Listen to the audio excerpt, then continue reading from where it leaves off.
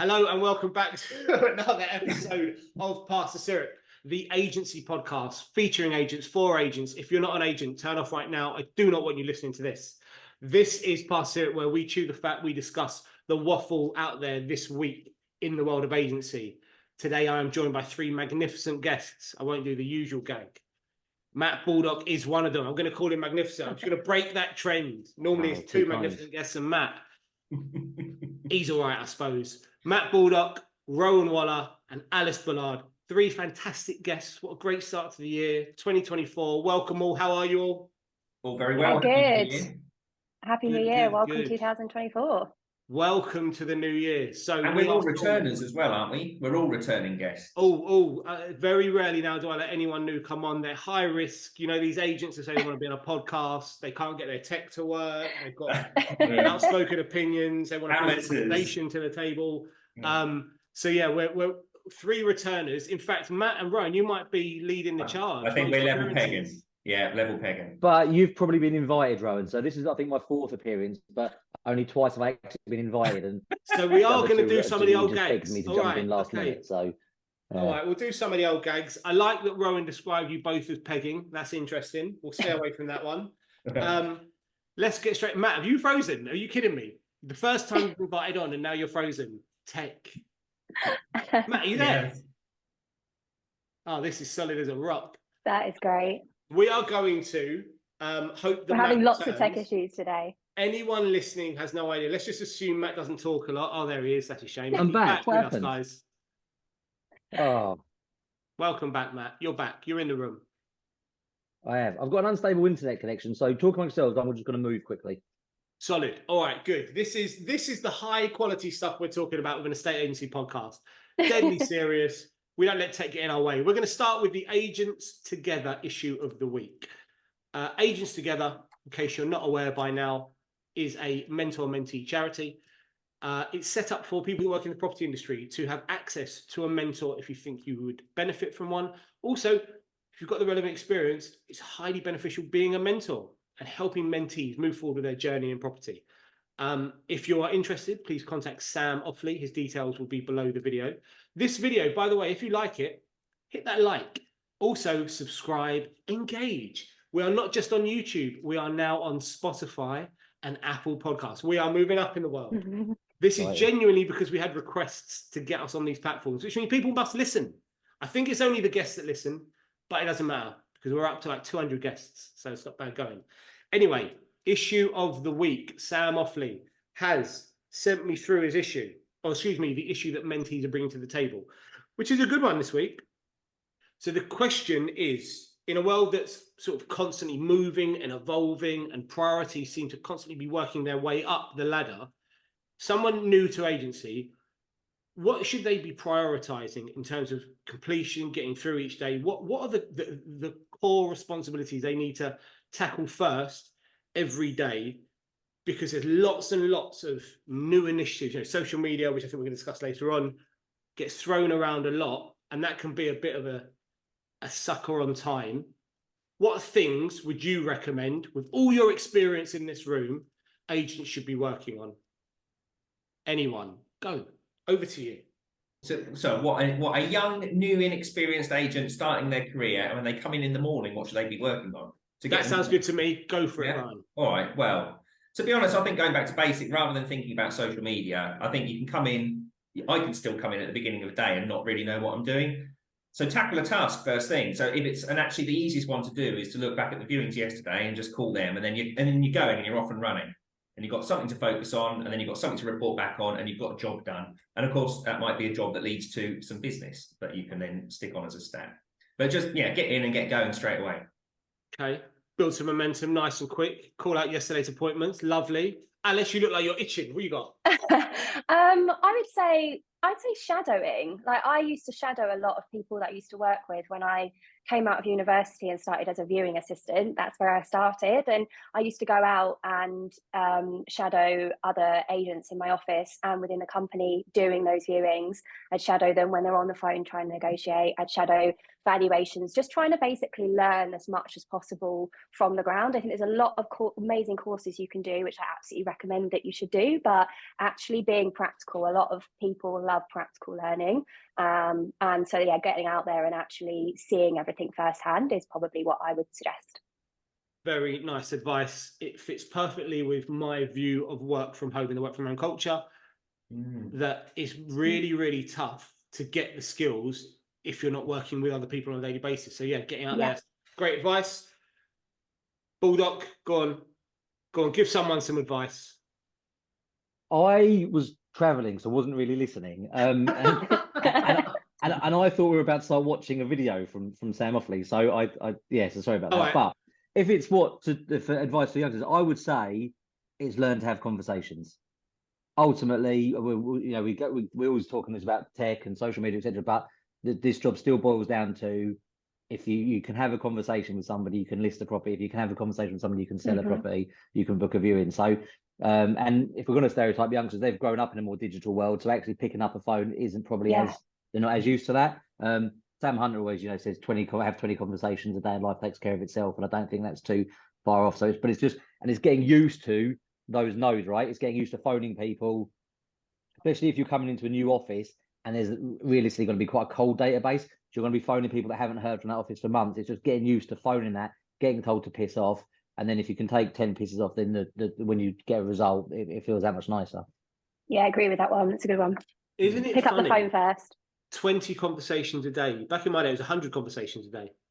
And Right. now the advice is 20. It's just like I posted something on social media a couple of days ago, and someone responded who's Simon Ledbetter, marketing guy. He was talking about responses and how people want to be communicated with. And there's lots and lots of conversation around communicate via social media or send them a message. Number one, for a buyer and seller, the number one preferred communication method is email. Yeah, okay, I get that. But number two is over the phone having a conversation. That's rather than social media, it's rather than a letter, it's rather than face-to-face. People still prefer to have a chat on the phone, which for me was a bit of an eye-opener, because I mean that's how I would love to do business. I want to be on the phone as much as possible, and that's my advice always. But even I think people like a message nowadays. They like a WhatsApp, they like a text. I get 1 million on a daily basis, but actually this is still number one. So get on the phone, have that call. Just can't beat it. Just can't beat it. Lovely advice, guys. What a start. What a start. After a 20-minute delay because of handsome Rowan Waller not getting his tech sorted out. What a start. What a start. All right. Well, now it's time for us to chew the fat on your individual issues of the week. I've just made that up. It's not really an issue of the week. It's just what nonsense you want to talk about. Who would like to go first? Look, Rowan, I'd like to save yours for last.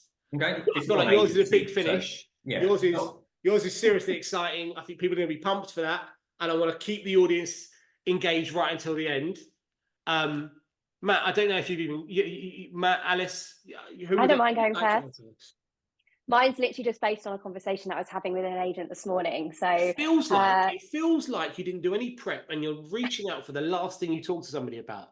I'm just saying. But let's see. Let's see what you got. It's been a very busy week so far. It's only 2 days into the year, but Alice, let's have it straight, right? We've been invited on a podcast, and now we get told we've got to bring the content. You are the content. Doing all your work. You're literally the content. You lazy bastard. You have no idea. This is outsourcing to the max. I'm going to run a podcast. All I've got to do is turn the camera on. That's all I need. You guys do all the work. That's it. And you're welcome, by the way. You really are. Yeah. Go on, Alice. What you got? Okay. Is it about how you? Is that a homemade hairband? Have you bedazzled that hairband? This is Primark. Well, I know. Can you tell? No, you can't. It's Primark. Honestly. I went in there to get some socks, and I came out with a very glittery headband. Right. So I didn't think it was Tiffany's, to be honest. Oh, well, thank you. Right. So, with the rise of social media, does door knocking have a place in 2024? Question. Wow. So look, if you think I'm doing well by making you guys bring content, Alice has just absolutely done me across the chops. She hasn't even brought content. She's brought a question for us to answer. That's absolutely outrageous. You give me work and I just throw it back to you. Well played. Well played. sprinkle a little context on the conversation and where that came from, Alice. So I was just speaking to an agent this morning about lead generation, how he's going to take his business from where it is now to like the next level. And he was kind of really sort of throwing ideas around his social media. He's not really present that much on social media. So he was like, right, I want some advice and tips, what I should be doing. And it's great that he's starting to think outside the box and sort of doing something that's not, that he hasn't been used to doing. I think that that's brilliant. But he kind of sort of wanted to talk about it in the context of maybe not doing door knocking anymore. Door knocking has really worked for him. He's built a really good business door knocking and has generated great leads from door knocking. And I just thought it was quite interesting how like kind of new year 2024, should I now put a lot of effort into social media? And my kind of, I guess, pushback was like, don't stop doing the things that you know work and they've really worked for you. It's about layering stuff on top of that. So I just thought it was quite interesting. Door knocking, I think, is a thing that you either Marmite, you either love it or you hate it. I can see some really great success people doing it, but obviously social media is kind of I would say is really accelerating now, and is that actually going to be like the next kind of big lead generator as opposed to maybe door knocking, letter dropping, direct mail, etc. I've just waffled there. You've let me waffle, which is always not very good. You can take over the host role. That's worked out quite nicely. Matt, what's your feedback? I wasn't expecting to bring my own questions, let alone answer Alice's. So this is, you know, you're quickly becoming the worst guest we've got. Quickly. Very quickly. I started with that. It's because you were nice to me at the start. So I think actually, so door knocking personally, do I enjoy it? No, I don't. But I do know some agents that have tremendous results with it. From what I see, and only obviously like on LinkedIn and conversations I have, it seems to go down better at the kind of upper end. I see like agents with like Fine and Country or that kind of doing it with great success. But I do think on the whole, and Ben and Rowan, you might be still in the WhatsApp group, Alice, there's a dinner that we host sometimes for other estate agents. We've got a WhatsApp group.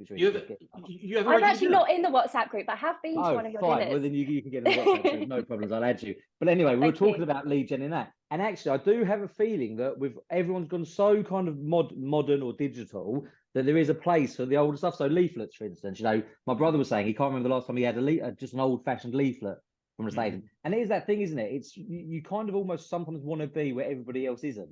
Yeah. So, you know, there was a time we were very early adopters of home search, for argument's sake, you know, and so we were sending letters out. Then all of a sudden you'll go to a house and they'll have 12 home search letters through the door. Other providers are available, obviously. And so, but leaflets, so everyone was doing leaflets and then everyone stopped doing leaflets. It became Facebook ads, Google. So I think there's definitely a place actually for the old fashioned, tried and tested canvassing, touting methods.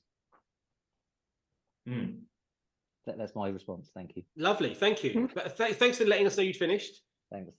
Rowan, you've got that look, that powerful, I'm about to blow your mind look. No, I won't. I definitely won't blow your mind. I mean, in answer to Alice's question, or in fact, she gave the answer that she should have given to that guy. I mean, definitely don't stop. If you're successful doing it and you enjoy doing it, then don't stop doing it. And for the first 10 years of my career, I did loads of it. So I was an active door knocker. And then when I moved from Suffolk, where I started, to Oxford, and I moved into Chancellors, they were doing a lot of touting, but not necessarily door knocking at the time, which is strange to think about now because they're quite big door knockers. So I was able to go in and go, no, what we should do is go knock on people's doors and we'll generate loads of business. And that's what I did. And you know, built an office really quickly as a manager and built a reputation. And then when I went self-employed, I stopped door knocking because I don't know, I just had this sort of mindset change. I stopped enjoying it, stopped feeling comfortable at it. And then I've gone 10 years owning my own business, not door knocking, and feeling very happy about not door knocking and doing all the other stuff. Now I've merged my business with a bigger firm. So now I'm a sales director in Oxford, but I've got a boss. He says, don't call me a boss, call me a colleague, which is fine. But he would like us to go door knocking. And I detest the idea of it. I'm terrified of doing it. I've got to psych myself up and he's going to come out with me and I'm going to have to get back used to it again. But I feel like a junior neg again with this. In fact, I've got a whiteboard up and it says addresses to tout door knock. And at the moment that's blank underneath it. So I haven't yet psyched myself up to start, but it's kind of my New Year's promise to myself. And I think with door knocking, and the way that I always did door knocking, is that you have to go about it, in my mind, without going out and trying to, well, certainly not overtly sabotage the agent. Or I mean, to be honest, I started doing it genuinely just trying to get people's names and numbers. Are you looking for a property in the local area? We've got a big database of properties for sale. If you're not registered with us, then we'd like to get you on that list. And that's kind of the approach I always took door knocking, and it's the one that seemed to work. So it was more put them in the funnel, and then, you know, gradually work on them if they're happy to be in that funnel, rather than, which I think is distasteful, going knocking on the door saying, look, why can't this agent sell your house? I've got a list as long as my arm. I'm sure I've got buyers up my sleeve that we can get around here tomorrow, which is just disingenuous door knocking, unless you are genuinely out there with a specific wanted, going, look, I've got a client who's been in this morning, he's looking for a 4-bedroom, 3-story Georgian house, and yours looks perfect. Are you struggling? Because I really like to get this couple round. And that, you know, there's obviously some genuine intent there, but most of the time I feel when people are door knocking, it's disingenuous. They haven't really got someone up their sleeve. They're just trying to get stock. So do it with the right door knocking. I'm all for it. I agree with that. Door knocking does, like, it does require a level of skill, and obviously you've got to be like very mindful of what you're doing on that doorstep and how you're coming across and what value you're giving. I agree. Well, good luck with the learning. You're going back to what Sam's question at the beginning. You're going back to the beginning, back to basics, going out learning. It's kind of nice to have that sort of a challenge again like that. But yeah. I've been surprised at how perturbed I am by the idea of doing it. Nice. Good luck. I mean, I don't think you're alone in that, though. That is, door knocking is as someone said, it's a bit like Marmite. You know, there's the people that really go for it, love it, make it work. In our business, it's our strongest lead source. Yeah, in the business. I mean, by a country. When I was 22, I loved it, but now I'm 42. I kind of it aggravates me. But we'll come back in 2 weeks' time, and I'll send you a message and see how you get on. I bet you any money you love it again. You'll get your first like listing from it this year or whatever. Exactly, and that's all you need, isn't it? And then you're off and running. I think also though it's about you just touched on it sort of slightly there, Rowan. It's about how people assess what they're achieving when they knock on the door. So what they're trying to get out of it. So we assess our lead sources at 3 different points. So data collection, complete evaluation, we've got data going into the system, instructions, and then actually sales, because there are 3 different points, 3 different metrics we want to judge. And so much of the work we do in our business is trying to increase the sales of our database, have a conversation with someone that might be thinking about selling their home or just want an up-to-date valuation. So we'll door knock not just active properties that are on the market, but we'll do an entire street at a time with the view that we've got maybe a particularly hot buyer, as you mentioned. So if there's someone looking for a particular neighbourhood, we'll go door to door in the entire neighbourhood and try and get over the line to help put a deal together. So that won't even involve marketing a property. But also if we're valuing in the road, let's say next Wednesday, on the Monday and Tuesday, we'll knock on the road and say, we're here on Wednesday doing a valuation. We end up doing 3 or 4 valuations on the same road at a time. Most of those people are not interested in selling in that moment, but they are interested in up-to-date valuation. They go in the database, and in 6, 12, 24 months, we end up doing some business with them. So the data capture for me is so important, and people, I think, overlook that. They think if I don't win a listing and sell it, then it hasn't worked. But it doesn't have to be instant gratification. To Matt's point, definitely, I think it's about profile of property. In our old business, our average sale price was £450,000-500,000. You knock on a door, they don't want to talk to you. They've got no interest. As it happens, a lot of the time they're at work anyway. So knocking on the door, you're not dealing with a profile of people that are able to answer the door and have a conversation. Whereas at the top end of the market, the success rate just seems that bit better. And the return on investment for that work is significantly higher because of the price point and the fee point. You naturally feel like, that was worthwhile doing. So there's a lot around it, but I'm astonished that someone who's had a really successful door knocking career is now thinking about turning that off and switching to social media because it's the 1st of January. I don't think it was like necessarily like turning it off. It was just like, how do I take it my business to the next level? And I think sometimes you can get very distracted and go about what's the glitz and what else do I need to do, and you forget about stuff that you should always, like, I'm definitely, if you want to continue to grow your business, you should be trying new things, and you should be putting additional things on top of what you're doing. It's just like, don't forget about the other stuff at the same time that works. And that's like, that's the point that I kind of was making. And the danger for that person is, like, to Rowan's point, really, I think door knocking it's about consistency, right? It's a bit like the same with videos. So I'll go through phases. I do loads of videos, and then I stop, and then the imposter syndrome kicks in. You think, oh no, I'm not going to do another video. And suddenly, it's the same with the door. So I'm the same one. So I used to be out knocking. I haven't knocked the door for ages, and I wouldn't particularly want to now. But I think if you're used to doing it daily, you get in that rhythm of it, and when you stop, that's when you let the fear kind of creep in and go again. You know. Yeah, routine. Yeah, and in the as you said, the directors in a WhatsApp group. That's the overriding message when people are talking about lead sources. Whatever you're going to do it consistently, because they can all work. They can all generate opportunities. Loads of guys were saying about flyers being a good thing, and your brother mentioned it. In our area, flyers are still quite consistent, but we use letterhead actually, because people don't send actual letters anymore so much. So it's about the geography and what's going on and what your competition is doing, how you can stand out through differentiation. But yeah, great. All right, subject number 1 covered. Thanks, Alice. Good question. Praise the Lord that you had that conversation an hour ago. Otherwise, what would we even talking about? We would have been talking about what other conversations I've had this morning, probably. But I thought that's actually a really good one. What's a good one? Very nice start. Matt, you've got a lot to live up to now. What have you got? Well, I've got the same amount of preparation time as Alice, but I'm not sure I'm going to pull it off quite as estate well. Agents are lethal. So what I did think about, and helpfully I've left the notes in the other room, so we'll see how this goes. Seeing as it's the new year, is maybe conversations or topics of discussion I would like to see left in 2023, and maybe some that should have been left in 22-21. So there seems to be a couple of subjects where if people just want, it's clickbait, right? People want some engagement on LinkedIn, generally they'll post this, and there's 3 for me. So if you go in order, so number 1's the Boxing Day bullshit, right? Like, listen, if you want to launch on Boxing Day, launch. If you don't want to launch, don't launch on Boxing Day. Like, I don't give a no one does. So just do and do.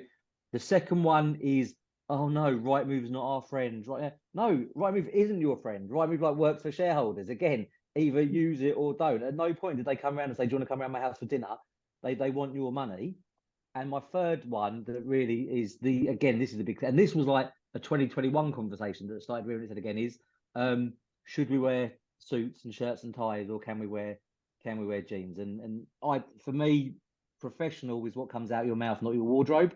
But by the same token, I'm a big fan of people feeling really good about themselves. So I had a guy work for me here, really old school agent, who would only take a tie off on a Saturday, but that made him feel good about himself, right? So I'll go in jumper jeans and trainers to value house, but his feel good factor was wearing a suit.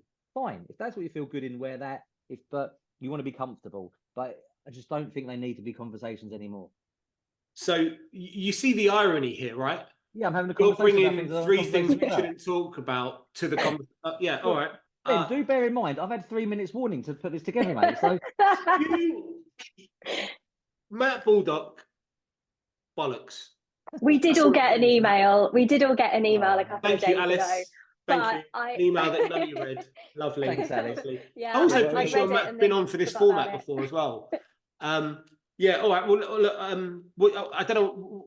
Ryan, what's your response to Matt's subject? Well, I love Boxing Day launches. I love it. I think it's a great marketing tool. And thanks to my good friends Rightmove, we've actually been emailed this morning to tell us just how successful the Boxing Day launch was this year for the agents that did it. And I think something like demand was up by whatever it was, 17% compared to normal years during Boxing Day and Christmas, or something like that. But anyway, for me, I mean, we didn't have many actually launched this year. I think it's been a weird autumn, to be honest.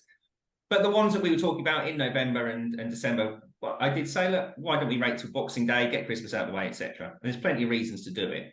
There's plenty of reasons to do it just for people's own, the sellers don't want chaos over Christmas. So, and I think there's this sense on Boxing Day, or I've been obviously watching the agents that like Baldock that's been having a go at it.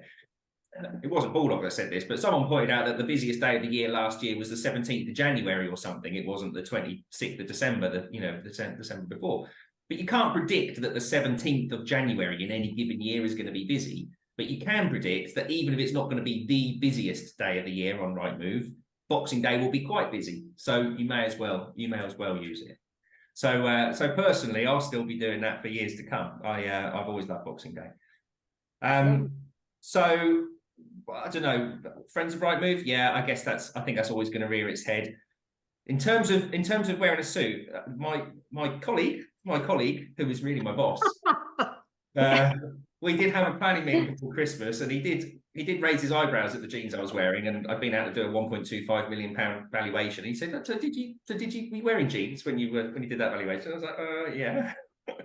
So I think he's of the impression that perhaps it's not the right thing to wear in front of clients. I have a different opinion on it, but I think it can depend on the area that you're working in, as well as the section of the market you're working in. And actually, the section of the market that owns £1 million, £2 million houses in a city like Oxford is actually a different kind of customer, perhaps, than the person who owns the pile out in the countryside, who might appreciate you rocking up in cords or chinos.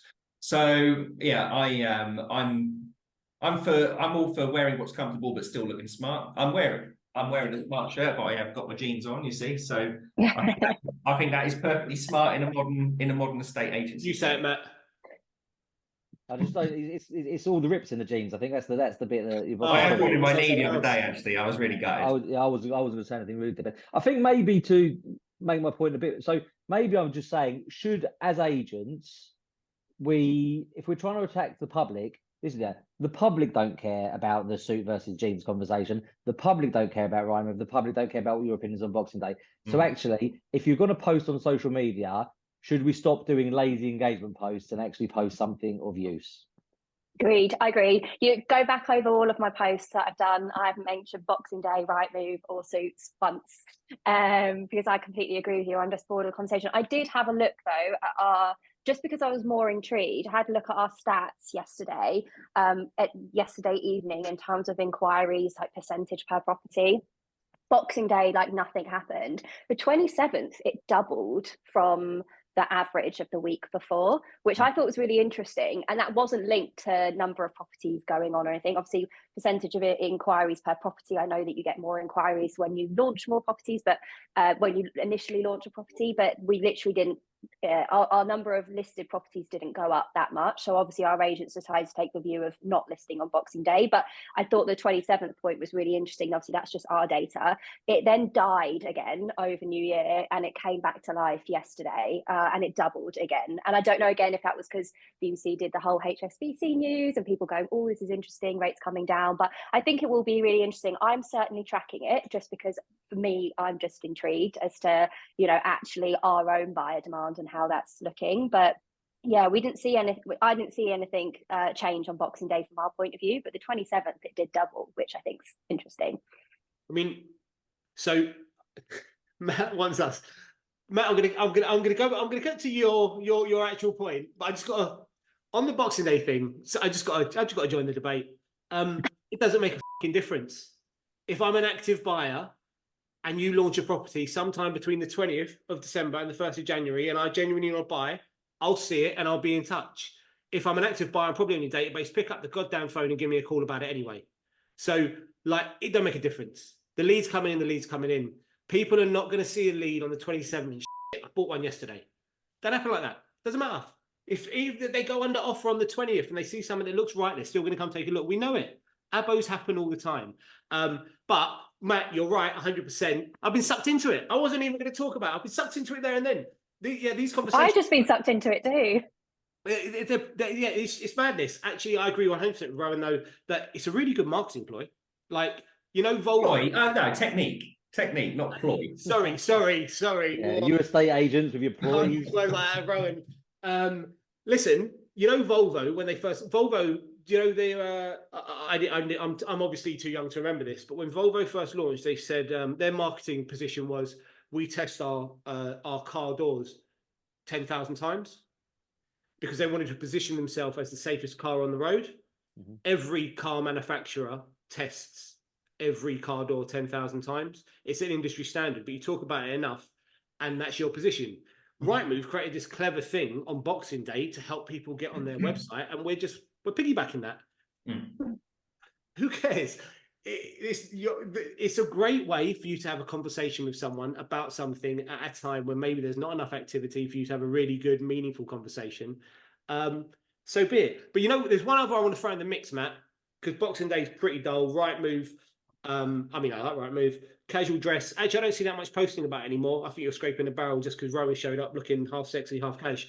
But the other one I want to throw in the mix is, what's the deal with agents posting their diaries on social media, as in, look what I'm doing today. I've got this many viewings, and today I went for a walk, and then I've got a meeting. I've never seen one person. What? I've never seen I haven't. one person I've not do seen that. that. Show your face, Ben. I'm getting hit with that. So I tell you who started it. Grant Bates, who runs the private office for Hamptons in London, quite a high profile agent. So he says, I've got a busy day, I'm doing X, Y, Z. And I think it was marginal. It was slightly interesting for people because, like, he's working on these crazy properties and he's dealing with mad. From an agent's perspective, that's interesting. And now other people are like, well, today I had 2 appointments, 16 viewings, this, that, and yeah, I've seen people say, like, write a post where they've gone, I've done 16 viewings, I've got this amount in, blah blah blah. I've not seen like pictures of diaries. Don't pander to him, Alice. You No, but I have. have. No, I have. I promise you, I have. But I quite like it. I think I'm connected with a lot of people in the self-employed space, and I love it when I see people that are self-employed doing really well. I think it's great. I think obviously if do it once and then don't do it again, I think sometimes it can be a bit like, look at me. How do you feel about the posting of their commissions that they've earned in 2023? I saw someone say, if someone wants to share it. I actually was really pleased for someone, and then I also thought, God, your customer's not going to think that's a bit. I'm just like I think either I'm a number or you've earned a lot of money. I think a lot of people forget that customers, like potential sellers, do also go onto LinkedIn and view your profiles too. So yeah, I think you've got to be, as an agent, a little bit careful about that. But I personally, as an observer, I love seeing people being successful. So I think personally I like seeing it, but I understand the other point of view too that you have, Ben, which is a bit like, I think if you do it once. Oh no, sorry, it's not. I'm looking at I know what they're doing for the day. I'm looking at their diary and I'm thinking, why have you posted your diary? This is just not interesting to me. And I've got 3 agents in my head I know that do it regularly, plus Grant Bates, so that's really? 4. I'm just like, you're so desperate for content that you're actually posting your diary. Is this what the world's become? We're so desperate to have something to say. I'm going to show you what my diary looks like. Anyway, that was Matt's point. Clearly, Matt's lying. He has seen this. He just wants to be a thorn in my side as always. Rowan, let's get on to the big sexy subject that you wanna dig into. Let's hear all about it. I mean, anyone who's still with us. This is a non-industry subject, right? This is I was listening to the radio on the way, so then this was on Radio 5 Drive. It wasn't some obscure station, and it was a news clip, and it was on the day that they'd announced that that basically if you're selling stuff on Etsy or on eBay or on Vinted, those platforms are going to have to be reporting to HMRC about how people are using it and how much money they're making, and effectively you're going to have to pay tax if you're after £1,000 of trading or something, because then you're technically. I'm not sure about that, to be honest. I think that should be higher. But the general point, I was feeling quite sympathetic with people until this lady came on and said, I literally make thousands of pounds a month on Etsy, and now I'm going to have to make sure that all my books are in order and that I'm declaring exactly what I'm selling to HMRC. It's a total nightmare. And I thought, that's like, yes, because you're running if you're literally making thousands of pounds a month on Etsy, then of course you should be, basically, of course you should be paying tax. Of course you should be paying tax because you're running a business.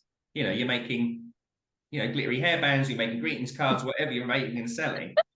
But if you're making a profit, then you should be paying tax on it. And if you're not, then you're basically stealing money from me, because that's why I can't get a doctor's appointment, or that's why I can't get a policeman to come and attend me after 15 minutes of getting mugged, or whatever it might be. So that was my little whinge. And then I had a whinge, and someone had the courtesy of pointing out that an estate agent can hardly take the moral high ground about, which I thought was interesting. But anyway, I thought that was interesting. I'm just sorry that you got mugged and needed a doctor's all in the same evening, Rowan. I hope you're okay. And the services in Oxford are clearly not strong enough to support you. No. Well, what can I say? So no, there'll be a siren going past any minute now. This is what we get right here on the plane in Oxford. So so this leads me quite nicely into how do you guys feel about business rates? Commercial premises, Matt, you've got commercial premises, right? Rowan, you definitely do. Alice, your guys are. Do they work from office spaces, or is it? No, they're all. So all of our agents are self-employed. We have a head office here in Farringdon.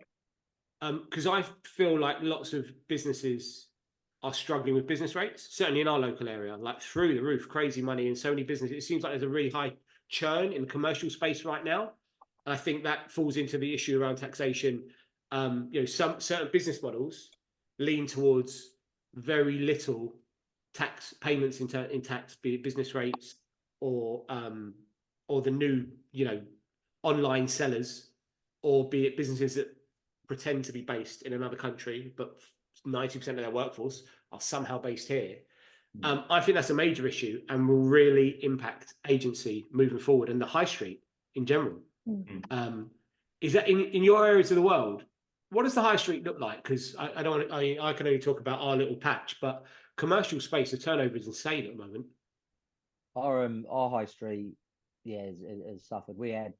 We've had a lot of those mobile phone shops pop up, because I don't know, don't quote me, he was saying on camera, I believe they don't have to pay rates, because it seems every time an actual unit comes available on the high street, which should be premium, they think they can't be making that much money. So it has become that kind of, we had a huge Debenhams, which obviously went bust, so that's just become the range. So it's strange. The high street's kind of in two sections, and one bit's called Bond Street, because we're trying to be posh, and it's got all your John Lewis and your tags and and that kind of thing. It was quite nice. And then the actual main high street, died a bit of a death, and it's actually having a resurgence now. All of a sudden, we are new shops are just like flannels is popping up, so we must have some money in Chelmsford.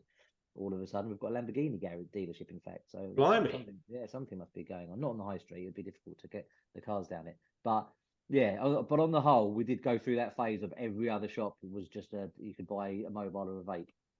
Yeah, the vape shops are popping up a lot in our neck of the woods. And what about these the candy stores on Oxford Street? You heard about this one, the money laundering? No. You walk up Oxford Street or one of the major shopping roads in central London, you've got those massive, they're selling sweets or they're selling like London memorabilia, and there's no one ever in them. There's a couple of guys working there, and you might have one or two people working through, and the units are massive. You think, how are these guys making any money? How are they paying their commercial rent? The commercial rent must be upwards of £100,000, and there's no one ever in it. And I was walking through Edinburgh about a month ago, because I was up there to meet a couple of our agents, and I actually commented about the amount of candy stores there are in Edinburgh. I was like, there's like so much candy up here, but I hadn't put that two and two together. I just assumed that people in Scotland love candy. It's money laundering from the Middle East. Allegedly. Allegedly, apparently, absolutely 100% it is, no doubt about it. Any of those three. I don't know how we've got here, really. I don't know. I was selling T-shirts on Vinted a minute ago. Now we're talking about now we're funding terrorism. Whatever else it might be. Now we've got Middle Eastern politics going on. Sorry, I do this all the time. I do just. My caveat is I don't want to stop people selling their second-hand clothes if they need to sell their second-hand clothes and making a bit. I don't think they should be paying tax. But what I am talking about is people, and actually the argument you were making, I think, about commercial rates and then the high street then suffering because people then going and doing it from home and not paying those rates. There's a sort of an advantage, right? There's a commercial advantage, and I think that's what a lot of these retailers have been saying. People who are basically making stuff and then selling it as a business online. That's like florists, for example. Florists in the high street that's having to pay rent and rates can't compete with somebody who's selling it from putting bouquets together in their kitchen and then selling them on whatever, on eBay or wherever else they might be selling them. Because they don't have rents, they don't have rates, they don't have the tax, and they're able to therefore undercut them, and it's killing these high street businesses. And that's what we're missing. I mean, if you think romantically about a high street, you still imagine a butcher, a baker, a florist, and a greengrocer. And I haven't seen that in real life. I haven't seen that. In fact, you still get it in North Norfolk, in Sheringham. It's the most beautiful place to go. It still looks like a proper high street. But I mean, I remember them from when I was a kid, 30 years ago. But you just don't get them anymore. Yeah, they're funny places. You can steer this conversation back to agencies slightly, because that's another. I will say, because I'm going to mention self-employed agents probably, so not nested, of course there, but that's another bullshit argument you get, isn't it? When they always there was that big face going, "Oh, we don't have a high street office to pay for, so we can charge you cheaper fees." And that was kind of prevalent, when they're trying to justify their 0.5%, and it was, "Oh yeah, they're only charging you a proper fee because they've got a high street premises to pay for." It's like, no, because I'm doing a proper job, dickhead. But not nested. No, not nested. Not nested. No. Our average fee is pretty good. Go on. Let's go. Share, Alice. Average of 1.4%. That's Yeah. good. That's that. Cool. And you know, that's including we're across the country now, so it varies in different areas, but yeah, we're certainly not pulling down the fees in the industry, that's for sure. If anything, trying to push them back up again. There is a nested agent opened in Chelmsford relatively recently. He seems a nice chap. Obviously, I hope he fails, but he seems, he seems a good guy. So, He is a good guy. He is a great guy. Alice, with your insight into the national picture, which area of the country pays the highest fees? London. Really?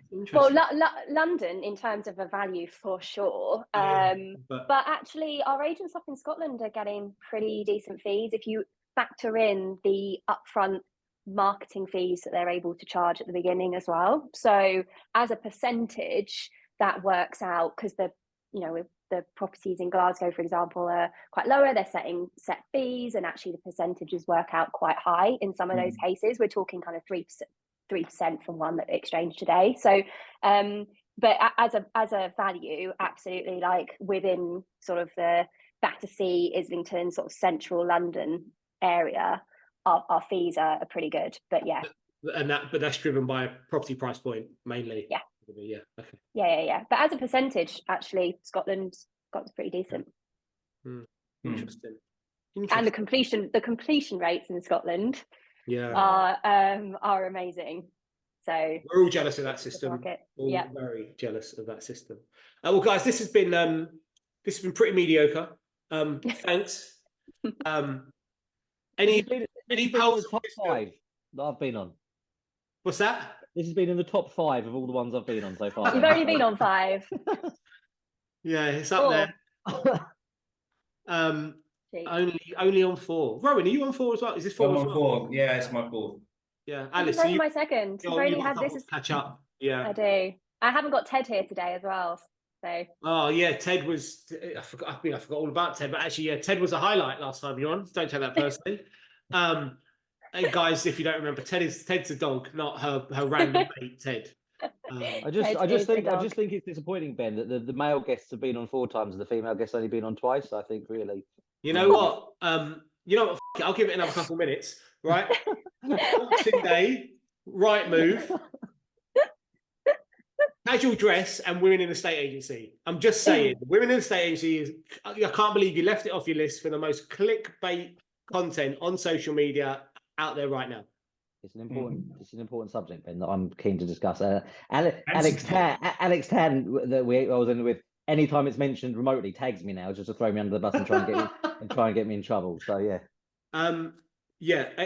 Listen, if you want to get engagement, if you're struggling to sell a house, tag women in the estate agency. They'll be all over it. It will go far. It will go wide. The exposure strategy. Also, women in residential property. So I am a sector ambassador. No, there are a couple, and I think it's great. But I am the estate agency ambassador for women in residential property, and we've got lots and lots of fun stuff planned this year. So and we need allies. So tag them as well, please. This is just a very quick question off the top of my head, just to get myself cancelled. Shouldn't everybody in residential property be an estate agency ambassador? Because isn't estate agency the property part? No, so we've got different ambassadors across like later living, build to rent. We've got like different sectors of residential property. So yeah, I understand. Fine, thank you for clarification. And so women in residential property, very unfair to the girls that work in commercial, but okay. 2 questions: why don't you like the girls in commercial? Second, what are the events you guys have got planned? Because we have talked about women in estate agency quite a lot on the podcast, but we haven't talked about women in residential property that much. So elaborate. Give us a bit more. Cool, we'd love to. Well, after when you tag this, when you put this on LinkedIn, I'll put a list of all of our upcoming events. But we've got lots of webinars going on. We've got coffee mornings going on. We've got some charity events this year where we're doing sponsored walking for homeless charities. We've also got lunches planned, etc. So we have got a load of stuff, and we're planning lots of stuff for this year. So yeah, we're also at the Women in Estate Agency conference as well. We're going to be there too. So no, we're not rivals. We're working together. We are working together. There is no rivalship here for sure. I mean, if you were put on the spot, out of the 2 groups, who is the better group? No, I'm not. I am not saying that. It's you are. I am not. I am. That You're question. right. Out of the two groups, you are. You Yeah, are right. trying to stir this up.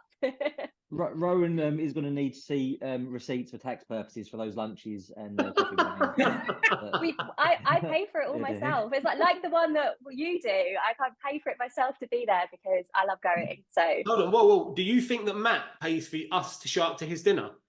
Pay for it. Because we're paying for his. Just so you know, we are definitely paying for him and Neil's dinner every time. that is a joke. You should be ashamed of yourself, Matt. Listen, I cover quite a lot of those costs on there. You know that, Ben. So I'm trying to negotiate. Ben thankfully covers He's it with stirring everything up. I know. It's what I do. It's what I'm here to do. Because if I'm not bringing content, I've got to bring something, and I'm not bringing content. Right, guys, it's gone from mediocre to just above average. Good work. Thank you so much, Matt. Must try harder. Allice and Rowan, as always, wonderful work. We're going to hand over to Chris Watkins for his weekly Watkins Whimsy, which I know is the point that everybody turns off, but I've got to keep him happy. So see you later. Thanks, guys. Cheers, all. Bye. See you later. Why do we think a state agency serves us when in reality we as estate agents serve our clients? You might think I'm talking absolute rubbish, but when you see all the posts about bragging and what people have sold, it looks like we're the heroes. We are not the heroes of this game. The people who are the heroes are the people that we move to the next chapter of their life, and we're lucky enough to help them move and earn a few pennies at the same time. Just think on that next time you post your willy waving post.